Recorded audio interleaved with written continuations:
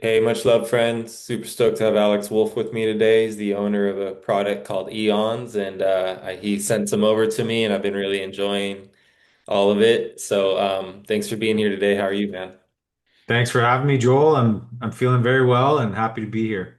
Cool, thanks, dude. Yeah, I've heard you talk on a few podcasts, but for the people that are in my audience that may not know your product or know of you yet, I'd just love to get into kind of what it is that Eons is, what your passion is with Amanita or mushrooms in general, and kind of what your background is with what led you to offer this amazing medicine.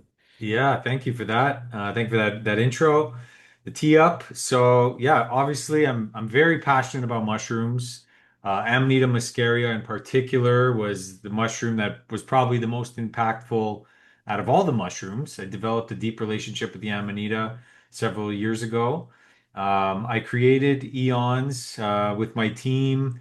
The idea was to create the most iconic mushroom brand of all time. It was really it's like how can we get, in a intelligent way, how can we get people to build a relationship with the mushrooms for themselves? And through my experience in brand building, that was really the idea is to create a brand that people can resonate with, they can trust enough to put these mushrooms in their vessel, and then let the mushrooms do the magic, which I know that they can do because they have that innate intelligence. So that was really the inspiration behind Eons, and the name came from a mushroom journey that my business partner and I did years ago, back in 2020. And we were asking the mushrooms, if you were a mushroom company, what would you want to be named? And the name Eons came through really strongly. Um, Yeah. for the people that don't know, Eons is the closest thing to infinity that there Yeah. is. It's the oldest period of time, and it represents around 100 million years or more. And we believe that every 100 million years, the universe sends out a pulse, and Mhm. that pulse is to impact humanity on a positive way. And that's what eons represents. And I believe we're in that eon now where the mushrooms and these other innate intelligence, like the plants and the fungi and all these allies in nature are really communicating with us because humanity needs it. There's a lot of noise out there, as I'm sure you're aware, Joel. And these innate intelligences, like the plants and the fungi kingdoms, are really sending a signal. And that signal is the signal of nature, which is the signal of God and the universe, or whatever word you want to put on it. And that's what Eons represents. And it's our goal to create fun and innovative and intelligent ways for people to build a relationship with the mushrooms themselves. And Amanita, for me, is the most legendary mushroom of all time. It's very iconic. It's the story of Santa Claus, and it's in Super Mario Brothers, and it's so intelligent that it's made its way into our pop culture. It's even the emoji on our phones, and still it remained legal, despite all of its lure and pop culture references. Unlike psilocybin, it's legal the whole time. So I was like, okay, why don't we bring, and it is psychedelic in nature, but it's legal. So I was like, okay, why don't we use this as a bridge to get people more familiar with psychedelics, more comfortable with psychedelics, and it's legal to pave the way for psilocybin. So when psilocybin does become legal, that the people are like, oh, I've already tried a psychedelic mushroom before, and that's kind of the ethos and the thought process behind it. And Amanita has a ton of benefits that I could speak into, but that's really the genesis story. Okay, cool, man. Yeah, beautiful. And I was fascinated to hear from you that I never realized it, but that Amanita is not something that you can predict as to where you'll find it, and or is it true that you can't isolate it, put it in a lab, and so you have to sort of have a relationship with the discovery process of it? Yes, you really get to have a relationship with Amanita right from the beginning because, like you said, it can't be grown in a lab. It cannot be farmed. Hmm. It's not predictive. It's really like an intuitive thing of where they're going to grow. And the forger really has to have a relationship with the forest to even know where these Amanita are going to pop up. Wow. Um, and I know forgers that go out sometimes and they have no luck. Sometimes they just eludes them, but then when they're in a different phase or they're more connected, they find a whole bunch of amanita. So there's a lot of lure there. But yes, it cannot be replicated like psilocybin. It's based completely on its symbiotic relationship with nature. So depending on how much rain, Mm, sun, all these factors, the amanita will pop up. And then mm. who's ever lucky or fortunate enough to stumble upon the amanita during that time can forge it. So it's very unique in many facets, and that's one of them. Wow. Yeah, and I've only taken Amanita through what you offer. I've never done it outside of that. And if you could talk about, yeah, just like I assume it's dangerous to take it in raw form. You just don't want to pick it out of the earth and eat it. And then you figured out a way to get it to sort of instantly have an effect in this microdose. You could talk about that too. Yes, so that's what a lot of people will say is that you don't want to eat amanita in its raw form, and the reason behind that is because in its raw form, it contains ibotenic acid. Okay. It contains ibotenic acid and muscarine are the two active ingredients, and in its raw form, it could cause some gnarly side effects like nausea and some sort of psychoactive effects that are probably not so pleasant. But if Hmm. you if you once heated, once decarboxylated, the heating process converts the ibotenic acid and the muscarine into an active ingredient called muscimol. It basically changes its compound formula. And muscimol is completely safe to ingest, especially in small doses. I wouldn't recommend hero doses. I've done them, I've experimented with it, not really recommending that, but interestingly enough, on a microdose level, muscimol is super effective. And experts would even say, the ones that I've studied, is that less is actually better when it comes to muscimol, which says a lot. You don't need a lot of it. It's really just building a relationship. And once consistently that built over time, that relationship, when there's trust there, it'll start to communicate with you. It realizes like, okay, you're not, it'll actually pick up on why you're using it. It sounds pretty wild, but it's innate in intelligence, it's grown right from the earth, and it has that innate intelligence baked into it from the mycelial network. So it starts to know why you're using it. And that's like the relationship factor. So it's like if you're using this for an escape or an avoidance pattern, it may take longer for it to communicate its magic to you.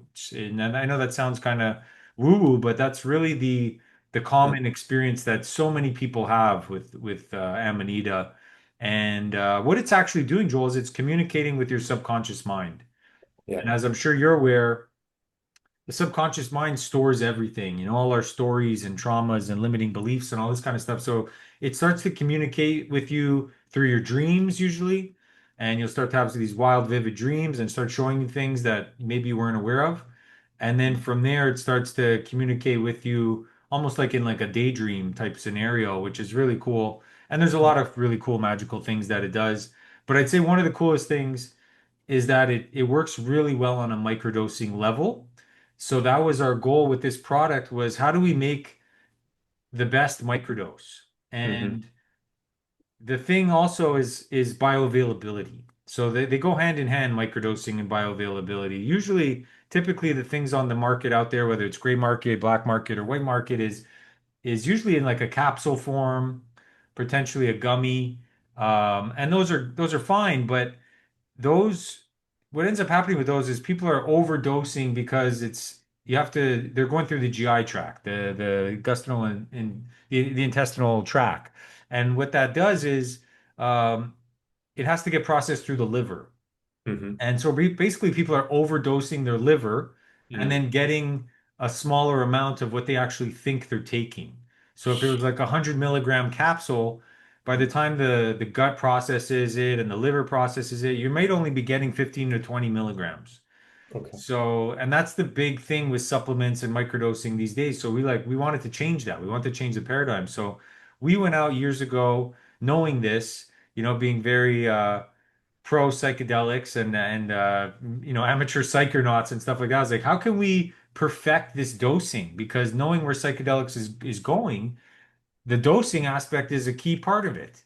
Everybody that's, not everybody, but most people that have experimented with mushrooms have probably had the experience where you take some mushrooms and then 45 minutes later, you're waiting, is it working? Is it not working? And then you do the classic thing, you take more and then now it hits and it's a big, it's not so much of a microdose anymore. So, yeah, all this to say, we went out and got a patented delivery technology called Quixome, and there's 9 patents on this technology. And what it does, Joel, in its simplest terms, is it's able to take molecules Mm, and get them to absorb into the human body sublingually through the mucosa, right into the bloodstream. So it's a precise dose and it's a really quick onset. And those two factors, when you talk about microdosing and psychedelics, I believe is just so vital mm, because you know exactly how much you're getting and you know that it's going to work within a short amount of time, a couple minutes. So it mm. creates a state change that you become very aware of. It's like, oh, I was feeling like this, and now I took it, and a minute later I'm feeling like this. And it's like, okay. And that's where the relationship starts to build.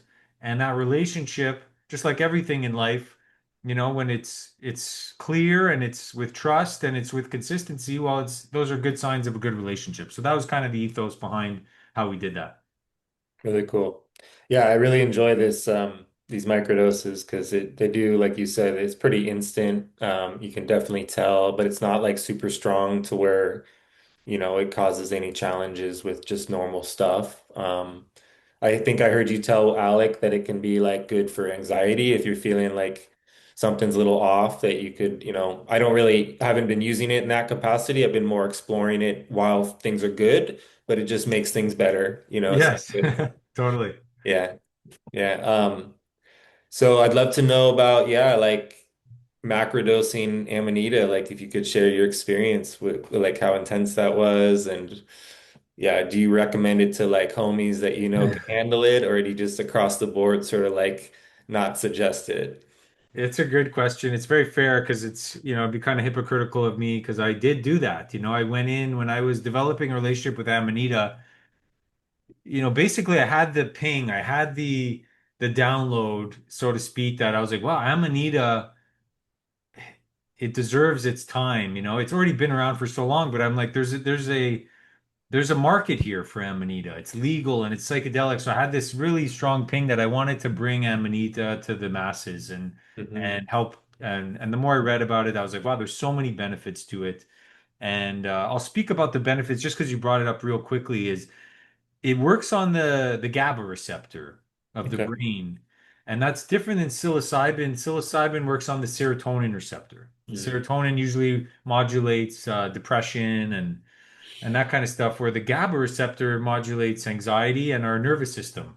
mm, And I believe the nervous system is really like it's the baseline. If you have a regulated nervous system, well, you can have more capacity for all kinds of other things in life. But if your baseline is thrown off, then it's mhm, going to just, it's like a ripple effect. It's a snowball effect mm, and it could be a downward spiral.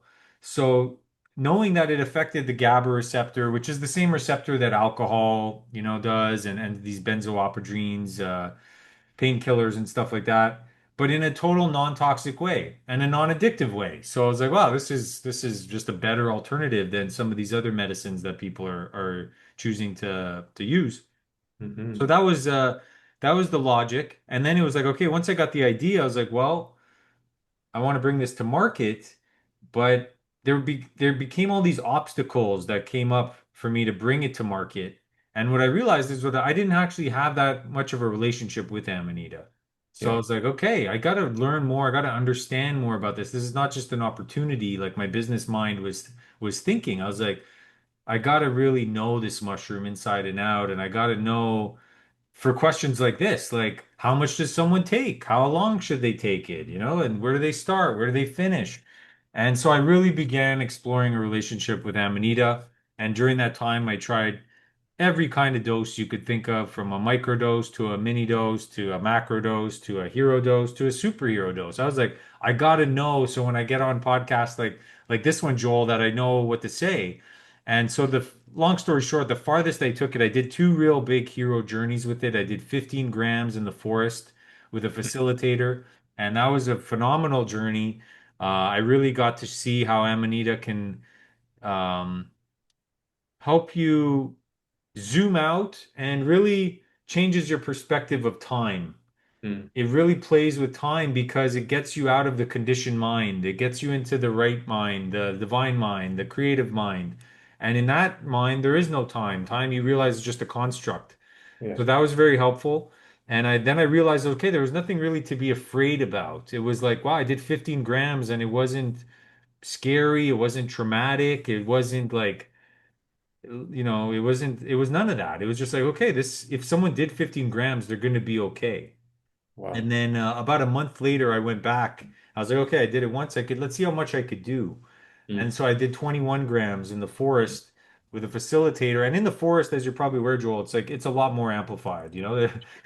The trees and the nature and the birds is like it's a whole other thing. And that one too was extremely powerful. I was basically unable to move or unable to walk for several hours. It basically Wow. laid me out flat on my back, and I was just in it, in this psychedelic state.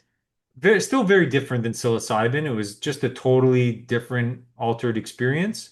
But it also showed me that, I wouldn't recommend it to people because a lot of experience with psychedelics. Um, but it still, even if someone took a whole jar of dialed, they're going to be okay. That was really the whole point of it, you know? Yeah. And in order to have 21 grams, you'd probably have to do like a whole crate of dialed. So it was Yeah. really just to see what happens if a kid, got a hand on it and did a whole jar. He's going to be more than fine. It's nothing to be, he might be have some crazy dreams, but Yeah. yeah, that was the story that happened there, and also realized in that, that's the last thing I'll say on it, is like even taking a microdose of dialed has been just as helpful as taking that 21 gram. It wasn't more is better. It was just more was more. Okay. Yeah, so I've only taken one at a time, and I think that's what you recommend. But if I got curious and took two, three, four, I mean, You'll be it would just fine. be different. Yeah. Yeah, Okay. you'll just be more relaxed. Cool. Oh yeah. Which I'd love to see because you're already super relaxed. So that'd be interesting. Yeah, yeah, thanks. Yeah, no, I'm inspired. I've never had a facilitator. I've always been pretty just whatever. We just went for it, by myself or with people, and we'd be bouldering in the desert at night, like no ropes, just really fearless, playing around with like heavy doses. And so I got pretty fearless with mushrooms for a long, but only psilocybin. So I'm curious about Amanita and having a facilitator. It all sounds pretty amazing because you don't have to like be as attentive to things. You can let somebody sort of overlook your process. So, Yeah. um, yeah. And so is that something that do you know people that facilitate that still offer that kind of service? And do you recommend people? Yeah, I do. I have one guy, the same guy that I sat with, that's been sitting with Amanita for, over a decade. Cool. He's done, even larger doses than I have, and he's Wow. traveled the world. He's a forager as well, so he has a deep relationship with it. So, if Beautiful. anybody's watching this that wants to get connected with him, I'm happy to make that connection. I think he's in California in the Mount Shasta area, which tracks. But Yeah, yeah, facilitator is a great way because it's exactly like you said. It's just someone that can help hold the space and look after you and perhaps allow you to go even deeper than you might have thought already. makes sense. Good. Yeah, so did I hear correctly that you have some background in the cannabis industry? Were you cultivating and selling and all that in the past? Yeah, so prior to Eons, I was co-founder of what turned out to be a very large cannabis company. I co-founded that company. I helped build it and scale it, and we took it public in 2019 during that whole green rush era, and it was so much fun. It was a dream come true. I was a big cannabis fan and believer, user, enthusiast. It was a big part of my life. It Hmm. was my first, plant medicine that I've ever experienced, and that led to all kinds of other plant medicine journeys with ayahuasca and mushrooms and LSD and all these things. But the original, first one was cannabis. Yeah. And it showed me a lot of what it was like to take a plant medicine and turn it into a business and then get the whole, corporate bureaucracy aspect of it. And it was really mixing those worlds of something that was really passionate about, and then business and all the constructs that come with business. So I learned a lot of lessons. That was whole part of the journey. And it was later on in that journey after the company had already gone public and we had released a couple brands and those brands had a lot of success that I was really exploring mushrooms and LSD, and it just started showing me a whole other paradigm. And that's where I really shifted from my medicine of choice being cannabis into psilocybin and LSD. And it Hmm. was with that I was like, yeah, I feel like this relationship with cannabis is coming to an end. I feel like it served its purpose. And with that, it was like, okay, if I don't have a relationship with cannabis anymore, it didn't really feel an integrity to continue to sell it and speak on it. So I was like, okay, maybe it's time to move on to mushrooms. And I really see this as really helping people. Not that cannabis doesn't help people, in a way, it can for sure. It helped me a lot, but it also was a crutch for me. I used it as an escape and I used it as a coping mechanism, even if Sure. I wasn't aware of it. Where mushrooms is that's hard to do with mushrooms. Yeah. It's like they're not really gonna let you use them as a crutch. They're gonna show you what you got to work on, and Yeah. sometimes in a gentle way and sometimes not in a gentle way. So it was more real and it was more like the next level. So I was like, okay, let's take this to the next level with mushrooms, and that's where I left that company and I started Eons. Wow. Okay. And yeah, so with LSD, a lot of people in the mushroom world sort of frown upon it and that it's got some, maybe less healthy things that can happen. Have you found some clean medicine that you think is that you really enjoy and do you find that it's more difficult on the body than psilocybin or amanita?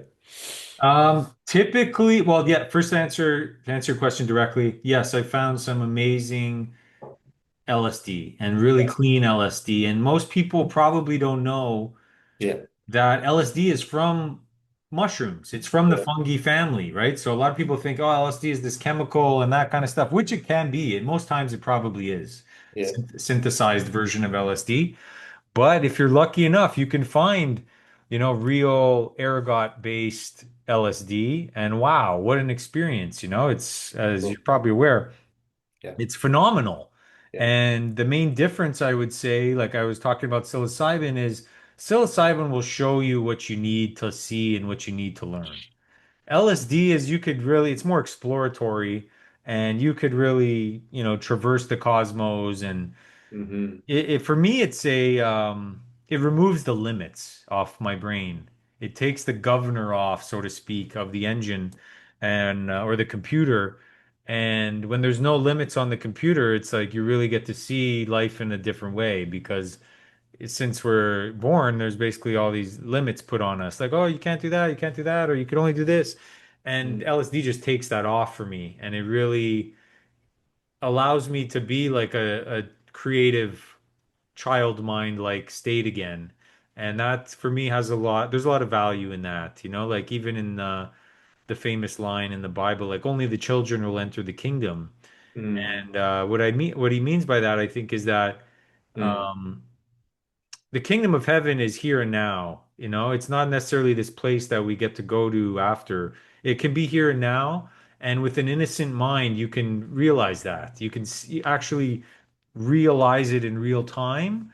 And it's hard to do that with all these limiting beliefs. It's like it's not so innocent anymore. It's like so that's kind of I'm trying to fragment it together, but that's what LSD is for me. It really brings on that creativity and innocence like a child, and I've created some amazing things from LSD. So I have a really strong affirmation for LSD and affliction for LSD. And I'm a big fan, and I hope to do something in the business world with LSD too once the legalization progresses. Beautiful. Yeah, well, that segues perfect to my next question. this is kind of a big deal that Joe Rogan is at the White House talking about ibogaine, and I have some friends that are like, this is how they're gonna trap it, and ruin it, and it's gonna Mm. get, because there is a document called Lockstep where they say there's a pandemic, and then they introduce all these designer drugs, and everybody's on something, and it's sort of a way of like getting big pharma to, or who knows what that document means, or if it's prophecy or a plan, but. Yeah, just what are your thoughts on the ibogaine part? I don't know if you heard Mark Gober's experience with going down and doing ibogaine, and then like just if you could, riff on what your concerns, if any, and or your hopes that might be coming from these shifts that are happening.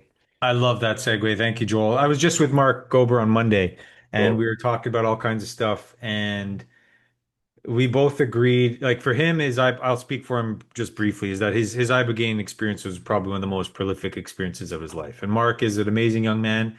He's Yeah, experienced so much. I have a tremendous amount of respect for him. So it's a big statement, and for me too, it's right up there. I didn't sit with ibogaine, but I sat with iboga last year. cool. And for me, it's like there was life pre-iboga and post-iboga. Is that power is that powerful? And ibogaine is it's an active ingredient, it's a metabolite from iboga. So it's like the THC of cannabis is an oversimplified way of saying it.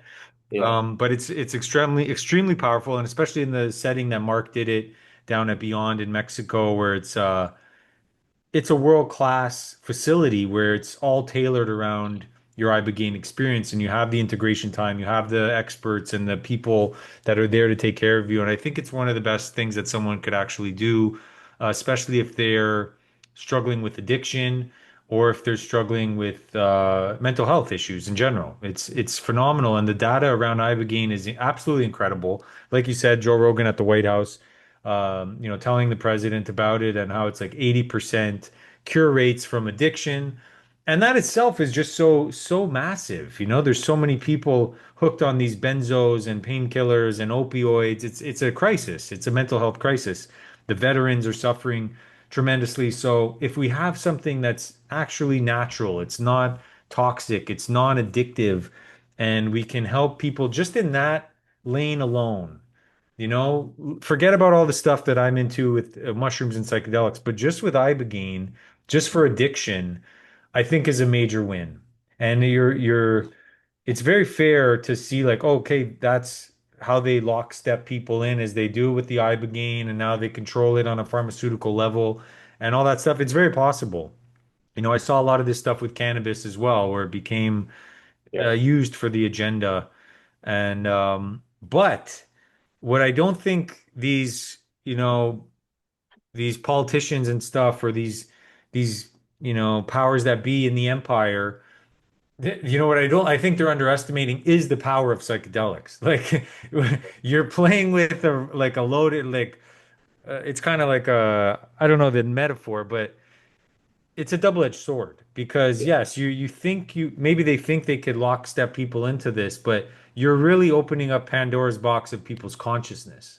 Hmm. And good luck trying to contain that when people are, they're coming online to their creative mind. So, and I get it. Maybe that's why they feel the need to, okay, we gotta phase lock this as much as possible, because if too many people awaken to their soul's purpose, yeah, they don't have a chance. So I think that's going to be very interesting. If I had to bet on it, I think it's going to backfire on them. The power of psychedelics and consciousness is is just so incredible. I think it's the most powerful tools that human beings can use. So I'm really excited. I'm optimistic. I like to just go on the optimistic side and wishful thinking, Yeah. and also be aware that hey, yeah, this is what they're up to. Mhm. But it's got to go some way in this direction, just like cannabis. Like you got to start somewhere and see what happens. So I'm optimistic. Cool, yeah. I mean, I always said that too about, MK Ultra stuff. It's like they rolled out LSD. They were doing, these acid test party with the Grateful Dead. Like a lot of my best homies come out of that scene, and they're hilarious and they've made me laugh and laughter heals. And, so like I know a lot of people judge me for that stuff. Like, what are you doing going to these CIA concerts? You know, this was all designed to like entrap your mind. I'm like, I'm having the time of my life, man. Like, these Yeah. people are fun. So Yeah. I think it's how we show up to this stuff, and we don't have to like trip on the negative side of it because there's a Yeah. lot of magic in this world, and I don't think anybody can control it. And I do feel like the veil is thinning on some level, and we're in a time where, you know, it just makes sense that psilocybin is becoming more discussed, and Amanita is now coming into the scene more, and just hearing about that there's healthier versions of LSD from you. I've experienced it myself, but I've never understood the sources and want to know more about how it's made. And because I do think that can be one of the bigger breakthroughs for people. Like I was with friends at raves where all of a sudden they remembered their childhood and it was traumatic, but they needed those memories to come back because they didn't know what was going on with them with Hmm. their lives. And then all of a sudden they could understand, so much. So it does unlock a lot of doors. Hmm. Um, yeah, I feel the same. I do feel it's a lot of people that are in the political side of stuff that are like really pro RFK and they think, this is great. The vaccine schedule is going to change. And then a lot of people think, it's all bullshit and they're just pretending that they're going to be doing stuff and they're really caught in a trap. But I do feel like there is some benefits that are going on with RFK, even though he's sort of unable to say the things he was saying before he got in there. Now he's having to change his tune quite a bit. Hmm. I think that all makes sense. So I'm glad you're on the positive side. I am as well. I just feel like we can just pay attention, be alert. And it's good to hear that you were able to sort of recognize that cannabis was a coping thing and that it seems like a lot of my friends, the only time that they get off cannabis is if they go to jail, right? Or if they go to something happens and then their dreams come back because cannabis seems to have this effect where I think what it does is it pulls on your dreaming energy and gives it to you in the now. And that's why everything feels so trippy. But then at night, you're not able to be as lucid. I can still do both, but it used to be that it would rob me of my nighttime capacities. Is that kind of what happened for you too, where your dreams got stronger when you got off cannabis? Totally, totally, Joel. It's that's a great way of saying it, and I could totally see that. It's with cannabis, there's a spirit involved, right? Yeah. There's a spirit of cannabis. Yeah. Um, the shamans know this. It's not a woo-woo thing. It's very factual for them. Yeah. Unlike mushrooms, I don't think there's a mushroom spirit. I see mushrooms as a technology of the earth. It's the brain of Mother Nature. It's the mycelial network. It's a network.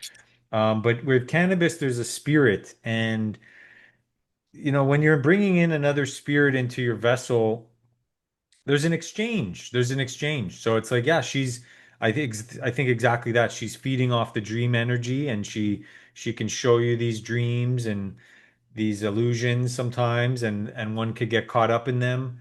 And in my experience, rarely did those dreams ever manifest. It was more just like a carrot dangling Yeah. scenario, and then I'd wake up the next day and like, what was I even dreaming about? Like I couldn't even, kind of like when you wake up from a dream, it's hard to remember, Exactly. where the Matrix is designed to get us to forget. So it became that pattern of like, yeah, it felt great in the moment and it was an escape from that, whatever I didn't want to feel.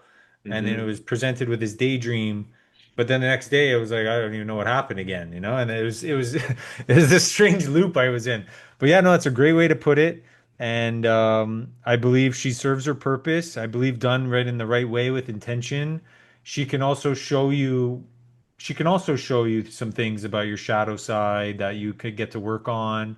And maybe that's more of what her relationship could be like for people. But I think also everyone has their own relationships to develop. So that was just my experience, and I do have a tremendous amount of gratitude for the cannabis spirit and plant. It changed my life, and I'm also glad that that relationship is few and far between now.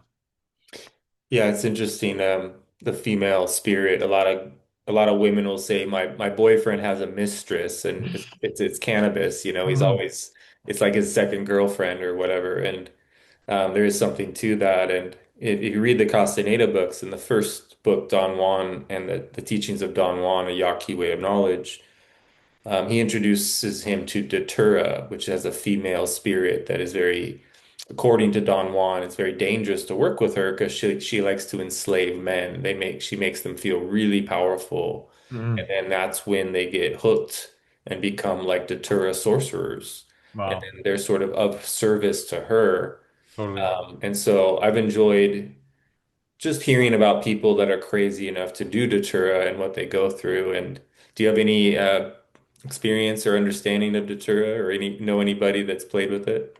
Not with Datura specifically, but definitely on that top, like that point you're making of like these female Mm, spirits, and even like when you said that, I could see that with myself with cannabis. Like yeah. one might say I was working for the cannabis spirit, and then all of a sudden I'm creating a cannabis company to Yeah. help provide it to, thousands of people. And I've seen this happen with ayahuasca as well, where people sit with ayahuasca so many times, and all of a sudden, like they're dedicating their life to Hmm. to sitting and facilitating and then recruiting. And it's like, well, who are you working for? It's very Yeah. interesting. So I could see the pattern there with the female spirits. It's no joke, it's like these spirits are powerful and they've been around for a Yeah. long, long time. Um, yeah, so it's very resonant when you say that. Cool.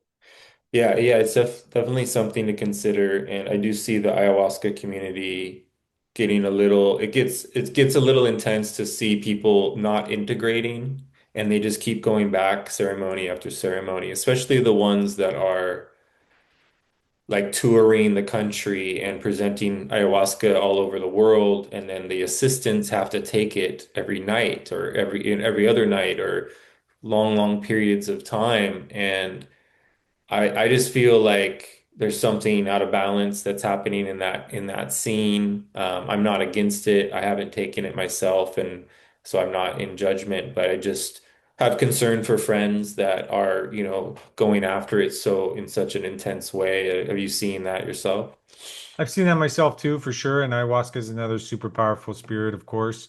Sure. And I've seen that pattern as well, where Mm, after so many times of sitting, I don't know what the number is, but then all of a sudden it's like they just keep going back and keep going back. And there's a lot of power that comes with ayahuasca too, right? And with great yeah. power comes great responsibility. And yeah, it could be a slippery slope, and I see the appeal. I sat with ayahuasca a couple months ago. It was my first time in 3 years, and it was Cool. incredibly powerful, and it was beautiful, and it was magical.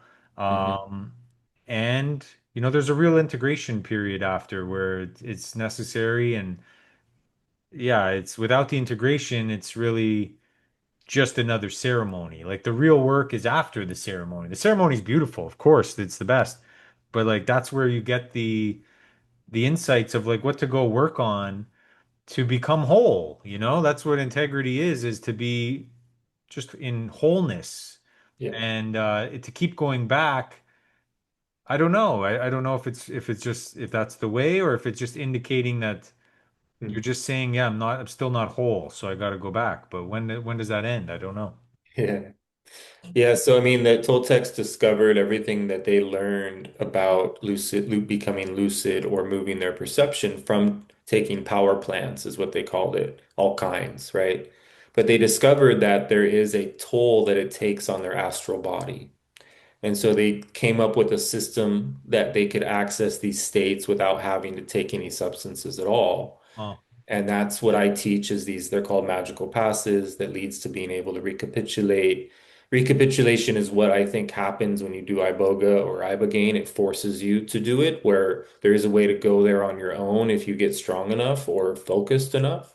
Hmm. And then, according to the Castaneda books and the Toltec teachings, if you can recapitulate enough, then your dreaming will become not only a means for discovery and teaching, but you can actually go into other worlds through the portal of dream time. Hmm.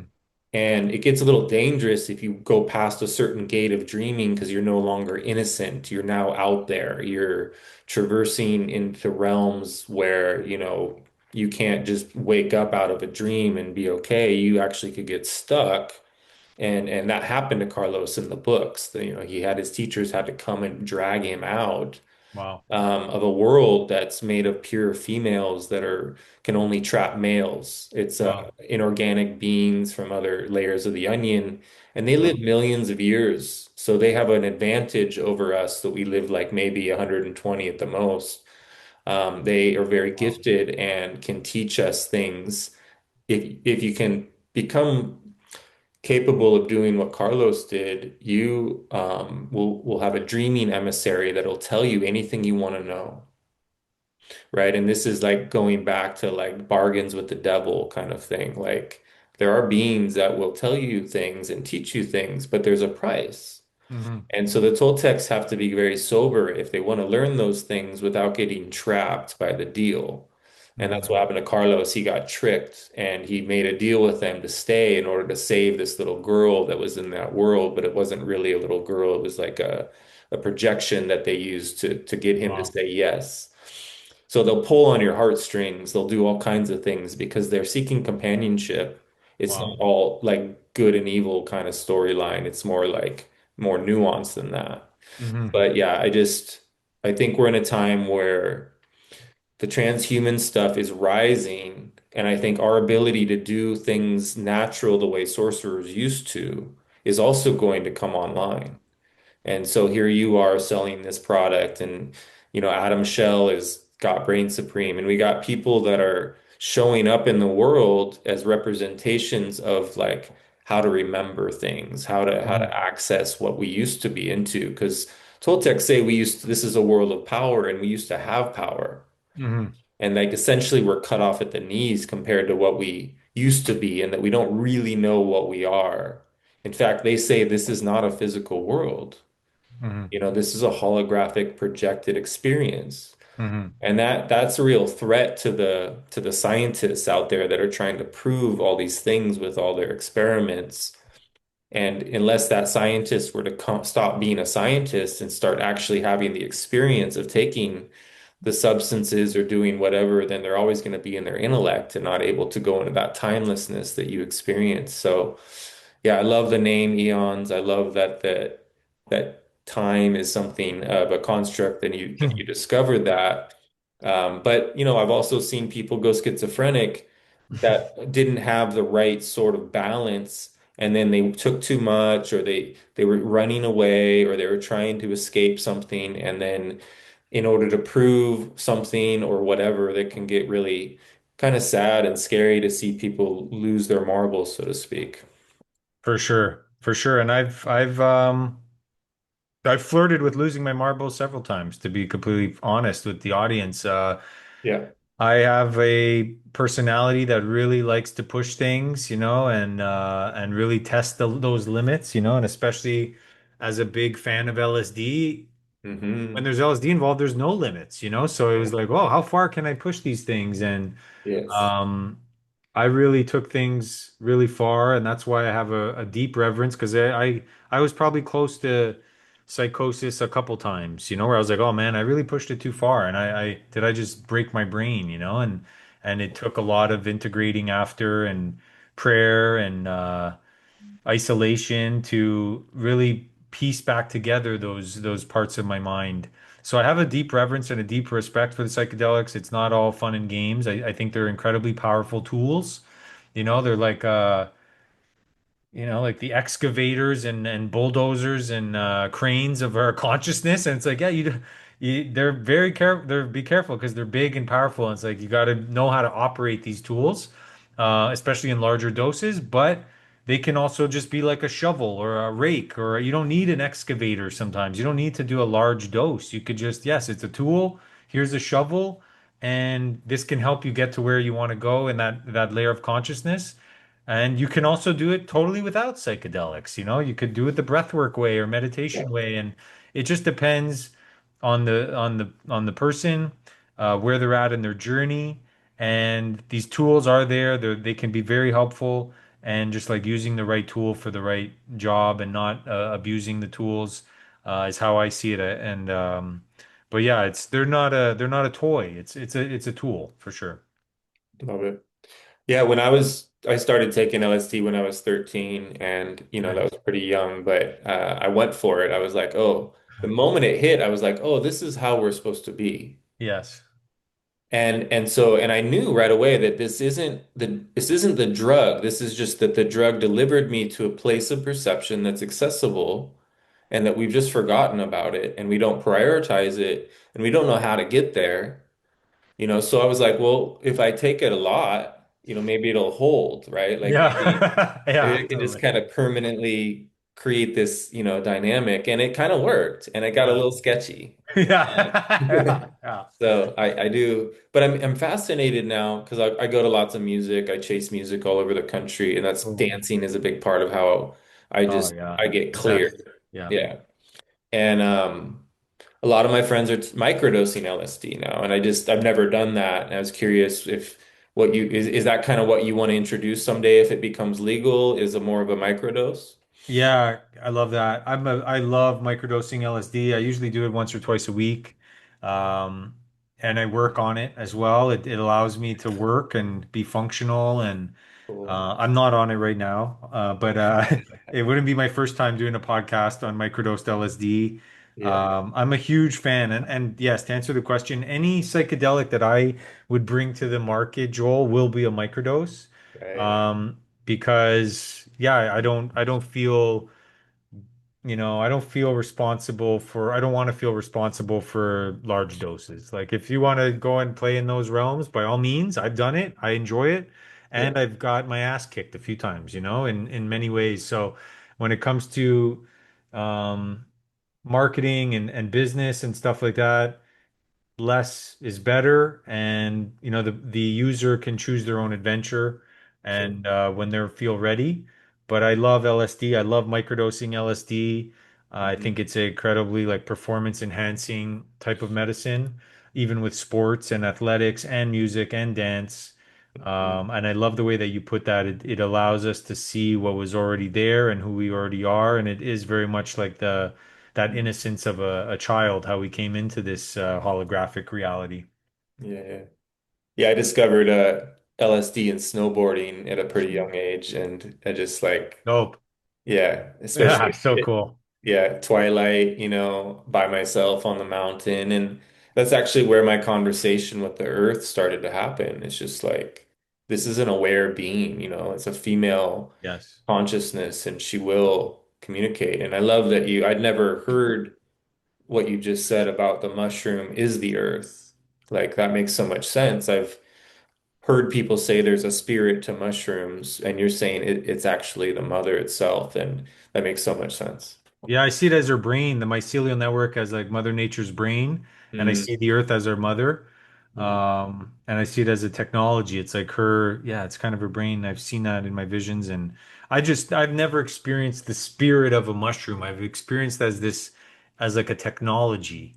yeah. And it's interfacing with our technology as I think the human being is the most advanced technology in the universe. I don't even quite Mm, fully grasp its capabilities yet. I think it's like you said, we're learning and to remember and unlearn how Cal Callahan says we're unlearning what we've yeah. been taught to remember who we really are. And I believe who we really are is these limitless soul beings, we're souls that have a body temporarily, not a body that has a soul, and that realization is a paradigm shifter. Um, Mm, because one realizes like we are co-creating this reality with our Mother Earth and our Father Sun, so to speak. And I believe the Toltecs knew this as well. So yeah, it's a wonderful and wild and crazy time to be alive, but I believe we chose it and and it's gonna get even more wilder and fun and I'm here for it. beautiful. Yeah, I mean, sometimes it's a little confronting what Toltecs say. They bring in this idea that we behave as if we're not going to die, and that if we were aware that we're going to die, we would be really, we'd just be totally living our lives differently. And Yeah. so I imagine with the heavy journeys you've taken, you've experienced the consciousness of your death stalking you, or realized that there's Yes. an awareness there. Yes. Um, Many and then times. and then with Toltecs also say religion is one of the hardest things to help their apprentices come out of the hypnosis of religion. Hmm. And I'm not against this Christ consciousness movement or anything, but I also question it. I don't understand why we would rely on a book Mm. or Totally. some historical figure that we haven't met. Like it could be made up, it could be allegorical, it could be about somebody before that. I think our history's been messed with. I think this realm is designed that it tries to deceive us with every single truth. So that because if we get to one truth, it's going to lead to other truths.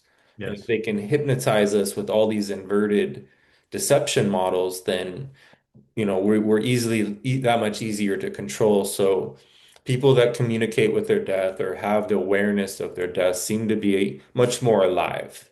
Hmm. Toltecs even would go on to say that that time is measured by intensity, and shamans live so much intensity that it's like 1,000 times more intense than an average person's life, and therefore they live 1,000 times longer. They Hmm. slow their life down. They learn how to live in the eternal now, and therefore they're not taking anything for granted.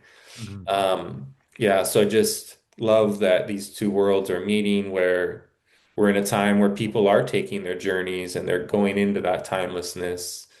Um, yeah, but I guess if you have anything to share about, yeah, just that presence of death and that people behave, as if they're immortal and yet our soul is immortal, and those kind of two interesting things to consider. Totally. I love that. There's so much goodness and wisdom in that. Yeah, death for me is one of the greatest teachers. My biggest, most impactful mentor I ever had was a super cool guy. You would have loved him. His name was Spade. And one of Spade's many codes that he shared with me before his passing was death is our final friend, and he Mhm. was not afraid of death at all. And Wow. just being able to tap into that consciousness of like just the awareness of death, but not being afraid of death, and knowing that in my psychedelic journeys, I had to die so many times to get to this other level or this other realm or this other place. And it was like I would start to go into the ceremony like prepared to die. Even just if it's a personality level or even if it was a literal level, I was like, okay, I might not make it through this journey. But I got every time I did, it just that intensity was more alive. My aliveness was more alive, and knowing that it was like, yeah, my soul, no matter what, my body, will pass one day, but my soul is not going to actually die, and Right. that just became so real for me, and that was the gift. And it is a paradox because, like you said, our soul is immortal, but this vessel is very temporary. So it's like this very paradoxical life we get to live here, and some people have it the other way around, but it's like, no, no, it's so funny. But death for me is one of the greatest teachers. It allows me to appreciate being alive. And there's not a single day that I don't think about it. Every single day, I'm like, I'm just gonna live this day as like if it's a good day to die. Yeah, beautiful. And I appreciate you have that awareness of what it can be like to go a little bit on the insane side, because Toltecs say that you can't claim to be sane if you haven't gone insane and then It's awesome. That's so awesome. it's like there is and Don Juan said you will lose your social mask, right? And that's really difficult to have happen because that's what keeps you kind of functional. And when you Totally. don't have that to pull on, you have to like discover other aspects of your being. And so I had an experience where I was, as a project manager for construction, I was doing a presentation in a small conference room. And with my experience with psychedelics and just the different shifts of perception that happened, I'm totally sober, but all of a sudden I'm not. And I'm having a luminous experience where I can see energy directly as it flows. My perceptions moved really far. But with my background of being able to talk to police while I'm on LSD really easily, I could multitask. I could follow through with the presentation Mhm. without losing this really beautiful moment. And that's where I had my biggest breakthrough. So a lot of people I try to help them go back into the matrix, so to speak, sometimes because they're avoiding it. And a lot of your breakthroughs happen when you're no longer afraid of whatever used to be draining or mundane. It's actually where you reclaim your power is by not needing to stay in the wilderness or to escape society. And you learn how to wear these lightweight masks rather than the heavy Mm. social masks that would typically keep you in what I call the trenches. Hmm. In construction management, it's like you have to kind of, in order to be looked at as a responsible, functional construction manager, you kind of have to behave like all the other construction managers, or they're going to kind of question what you are or what. Hmm. So you learn to match people and without getting caught in what they are, because Hmm. there's like this stamp that goes on people and they're like marked based on their patterns of behavior and they're predictable. They say this, they say their lines on cue. It's like they're in a movie and they're all Yeah. just like, Yeah. and so when you're not in that movie, but you don't want to appear to be outside of it, you have to sort of become an actor. So I appreciate that you're not just out in the wilderness, doing drugs, like you're figuring out a way to be of this world. And I heard you call yourself a serial entrepreneur, which is really powerful. You figured out a way how to go outside of this realm a little bit and explore, but then you're still thriving in it and you're, hanging out with powerful men and having really magical conversations. So yeah, when it got a little tricky with the psychosis, was it a long period of time? And if you could riff on that a little bit. That was absolutely brilliant, Joel. Thank you for sharing that. I totally resonate with that. It's so true. Even in the movie The Matrix, Neo has to go to the Matrix to make an Yeah, impact, right? He's got to keep going back in and dealing with the Agent Smith. He sits down with Agent Smith. He fights Agent Smith. He does all these kind of interactions with the agents. yeah, Um, so I totally get that. And that's what I realized for me anyways, like to actually make an impact in the Matrix world, I got to go into it, you know? yeah. Yes, it would be fun to just do LSD in my backyard and in the woods and all this kind of stuff, but I'm not going to make an impact in the world. And Yeah. I'm here to be utilized, you know? I'm here to be utilized by God the Most High to do whatever that is. And I see my role as a bridge, you know, like I'm able to have these relationships with the mushrooms and these tools, the LSD and the plants. And then it's like, okay, how can I bridge these back into the world so other people can also have these relationships in a responsible way, not in a escapism way or a coping mechanism way. And that's where I believe microdosing plays its role perfectly. And yeah, like I said, I had to die 1,000 deaths, and I still do it all the time.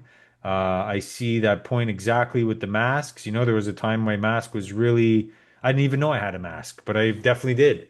And then Yeah. Iboga was the big, those ceremonies leading up to Iboga were more and more helpful as I just became aware of I have a personality. I am not my personality. You know, my personality has a name. His name is Alex Wolfe, Yeah. but that's not who I really am. You know, I'm the energy that's behind that, that's connected to source. And Mhm. Iboga was the big, like it decimated that personality where it's exactly like you said. I really resonated with it where I came out of Iboga and my personality was decimated. Wow. And I didn't even know what I believed about anything anymore. It was like, you could ask me a question. I'd be like, I don't know. I don't know what the answer is. I actually don't know. And so it was a month sabbatical for me where I was Wow. basically in isolation, questioning everything. And I didn't want to go out into the world. I didn't want to go on any calls. I just took a month off to myself and I meditated and I prayed and I read and started to rebuild that personality, you know? But then now it was like, it was way less stamped on. It was like, no, I just get to choose what's resonant and what's meaningful for me and stay in authenticity and stay in integrity. And as long as I do that, um, I don't really care how people react, you know? Like it's like they're gonna take it however they choose to, and that's okay. They're a sovereign being, I'm a sovereign being. And that was kind of the turning point where before I was way more in the game of playing the role. And now it's just like, yeah, I get to show up. I get to be in the game. I get to be in the matrix, but I'm less attached to what the personality wants as more to what the soul is like trying to Mm. communicate with me on where to go and what to do, if that makes sense. No, love it, man. Yeah, thank you for sharing that. Yeah, one final question is a lot of people are, Awaken Ranch. We got people that are doing MDMA, ketamine, and different substances that a lot of my friends are like, whoa, I think we should be more natural or whatever. But I think there's a place at times, depending on the person. I do have some clients that have ketamine addiction, and it's really hard to get off. Sure. Um, yeah, do you have concerns about like MDMA or any of these chemical compounds, and or is there a natural way to make these things? I'm not familiar. If you could elaborate, if whatever you could tell us. Yeah, that's a very, very valid point. And I'm a little bit concerned, and it's all part of it. I believe this is all going to unfold perfectly somehow, and everybody's got their own path and everybody's got their own journey. And what mushrooms might be for someone like me might be someone else's MDMA or vice versa. And everybody has different programming and soul contracts. So it's very nuanced. Yeah. And I believe all paths lead to fulfillment. Mm. I believe it no matter what path you choose, there's going to be lessons, there's going to be blessings, there's going to be, ups and downs, no matter which one. It's not what you think it's going to be, no matter what. I could pretty much guarantee that. Yeah. And there is natural alternatives, and that's something that really gets me lit up Yeah. is without giving too much away of my plans, but yeah, there's natural alternative. I'm not going to give it away just yet until I get a little further down the line, but there's natural alternatives for these things. I'll comment on one of them because people already know this, but like sassafras is a root that Yeah. is where MDMA comes from. And LSD is a fungi called ergot. And these Right. products can be synthesized and they can be, brought to market at large scale, but the natural form can be also done, and these have a more direct connection to the our Mother Earth. And I'm very excited about those things and researching them and bringing those out to market in a responsible way. And the ketamines and the MDMAs of the world, and they have their role. And if it maybe sometimes those are just the spark of someone's consciousness to show them what's possible. Yeah. And then they're on their journey, they're on their path, and sometimes you got to go a little too hard, like we did, to Mm. back off, and sometimes you don't. So I Yeah. think it's all going to unfold Totally. in a weird and perfect way. Awesome. Yeah. Yeah, I have a friend that's getting medical grade MDMA delivered to his doorstep. Like we're in You lucky interesting guy. That's times, awesome. so That's yeah. awesome. I love it. Lucky Yeah. man. Yeah. Well, I'd love to sell your product on my channel, and if that's an option, and Of I'll course. reach out We'd about love that. of Yeah, course, yeah. Joel. Of course. Do you want a promo Awesome. code that we Yeah, could and I'd share with love your to meet you. audience? Please. You can name it right now and Yeah, I'll just let's make do it it. happen. Cool. Yeah. Dream. Dream, you got it. I love it. Okay. Okay, Yeah, so promo sweet. code DREAM for your So audience. yeah. Okay.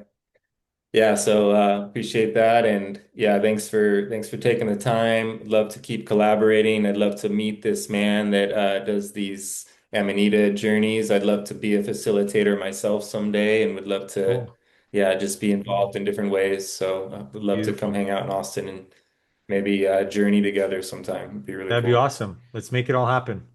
Awesome. Okay, man. Thanks so Thank you, much for Joel. taking the time. Much love, everybody. And oh yeah, let everyone know how they can get a hold of you and what your channel is or your website. Thank you, Joel. Yeah, eons.com. We got a bunch of cool stuff, new stuff coming out as well. I'm on Instagram at a werewolf and at Eons Ahead is our Eons Instagram with the updates there. Okay, cool. All right, Alex. I'll say goodbye to the audience if you want to hang tight a sec. Yes. Much love, everybody. Thanks for being here.